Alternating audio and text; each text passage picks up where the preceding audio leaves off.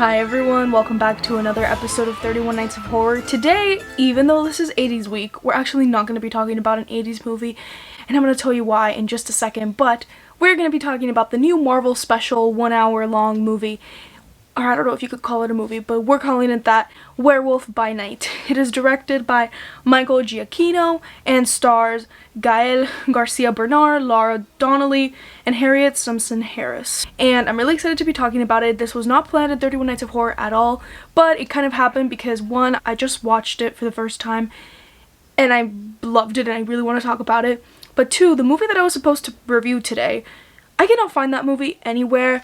I was supposed to review and I was supposed to watch the movie Possession, which came out in 1981. That movie, I didn't do my research on it, could not find it to stream, rent, buy, anything. I don't know if it's one of those like limited releases movies, but as of right now, when I was trying to find the movie, I could not find it, which is disappointing to me because I wanted to see it, but also, I'm sorry if you guys were looking forward to that review. If anybody knows where I can find that movie, please let me know down below because I'd really appreciate it. But yeah, today we're going to be talking about, like I said, Werewolf by Night. And I'm really excited because I feel like I haven't been this happy, this excited to talk about a Marvel project in a while. I'm going to be honest, I haven't been that caught up watching the shows. I still need to watch a ton of She-Hulk episodes. And I haven't been really caught up in like the Marvel news as I usually was. Because the thing is, I'm not as eager and as excited as I used to be. But everybody was saying that this was really good. It's like an homage to Universal Monsters. It's also a directorial debut of a guy that I love his music, so I really wanted to see what he did with it, and I'm really happy that I watched it because it left me extremely satisfied and also wanting more. And the first thing that I have to say about this is that Michael Giacchino directed the hell out of this.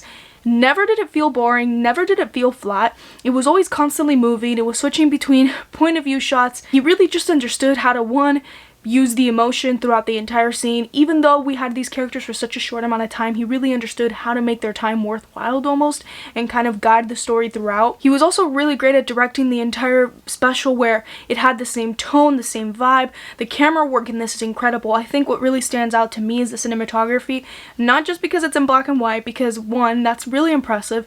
I'm not sure if this was shot on digital. If it was shot on digital, I think they did a really great job of making it look like it was actual authentic film, because there were even moments where the film kind of looked scratched and it was used as like a transition thing, but also like in the scene itself you'd see little scratches and stuff that you would see in movies that are shot on film, so really impressive in that aspect. But also the cinematography did a lot to reveal stuff about the characters, what they felt for each other, you know, the world, everything. Like, it just really built on top of each other, and I really liked that. And this movie really felt like it was made by somebody who was passionate about the genre, but also passionate about filmmaking.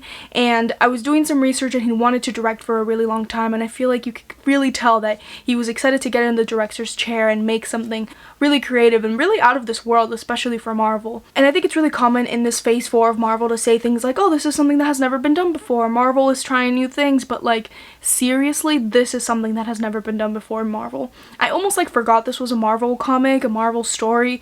As I was watching it, it just kind of has the label attached to it because it really felt like its own thing and it felt like its own world, and I loved it so much that I just really want to see more. Like, if I have one negative to say about it, I wanted it to be longer, because I feel like even though I understood the characters and their motivations and their goals in this one special, I think we could have obviously gone a lot further in development, a lot more into how they got there, into these monsters and all of that. But of course, we're only in this hour special time limit, so I think they did the best they could, but I really would love to see more about this, and I hope that Marvel pushes stuff like this more in the future. I really loved the performance of Gael Garcia Bernal.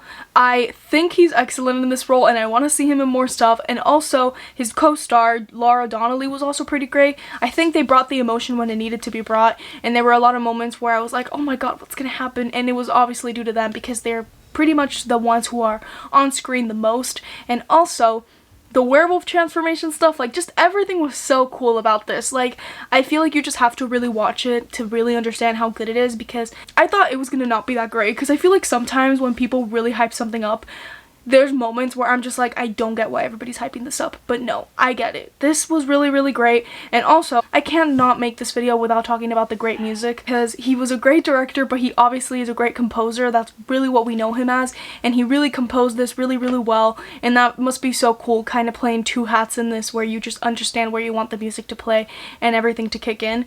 And it was just awesome. Loved the production design, the art direction, just loved the style of this, and I loved how it was really playing homage to these Universal monster movies. And I think this is a really great direction for Marvel, because I think it could bring in fans that might not be fans of Marvel, because I feel like a lot of horror fans in general would really love this and would make them intrigued to find out what Marvel is doing next. So I really think Marvel should keep going in this direction, and really happy with the gore and the kills.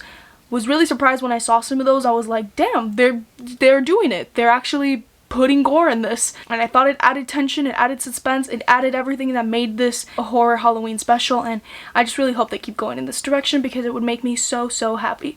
But yeah, thank you all so much for watching today's review. I know it was a shorter one, but you can blame that movie Possession literally not being anywhere, because yeah, I just have no idea where that movie is. If anybody knows where it is, please let me know, because I really want to watch it. But also, I had so much fun watching Werewolf by Night. I just had to get out my quick thoughts on it. Let me know what you guys think about this down below, and I'll make sure to see you all in the next 31 Nights of Horror. Bye everyone!